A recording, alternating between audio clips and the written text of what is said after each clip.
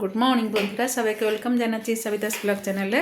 এখন সময় বাজে 9:15 আর উঠেছি অনেক সকালে। সকালে ওঠার পরে বাসি কাজকর্ম শেষ করার পরে স্নান করার পরে আমি বানালাম রুটি আর রুটি করলাম আর মটর আলু তরকারি জিরা আদা বাটা দিয়ে বানালাম।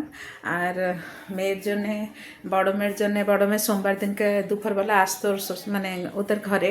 তো এখন আর স্যার ছাড়ে না, কেন মেয়ে একটু বড় হয়ে গেছে।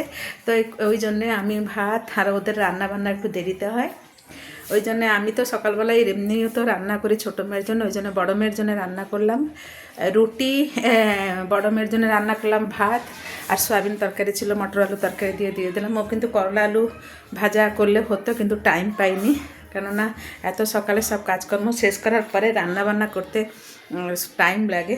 তো ওই জন্য আজকে একটু দেরিতেও 7টা বেজে গেছিলো উঠেছে, ওই জন্য আমি করতে পারিনি।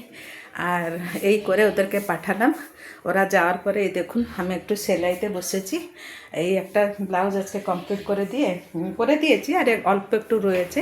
এইটা কমপ্লিট করার পরে তারপরে যাব একটু কাছাকাছি বাসন মাজামাজি করব। তারপরে ওই যে এইখানে একটা ব্লাউজ আছে, এটা भी আজকে কমপ্লিট শেষ করব। কালকে ছোটো মেয়ের একটা ব্লাউজ কমপ্লিট করে দিয়েছে। এই দেখুন এইসব প্যাকিং করে দিয়েছে, নেবে দেখুন। শ্বশুরবাড়ি যাবে, ওই জন্যে সব ব্লাউজ সব এই কাপড়ের একটা ব্লাউজ আমি বানিয়ে কালকে দিয়েছি। আর এই একটা ব্লাউজ, দুটো নতুন কাপড় নিয়ে যাচ্ছে, বাড়ি যাবে।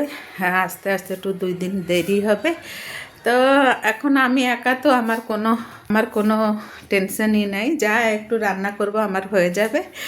আর এই হলো আজকের কি বলছি রুটিন। তো দেখি সন্ধ্যার সময় কি করব। তো সাথে থাকুন আর দেখতে থাকুন।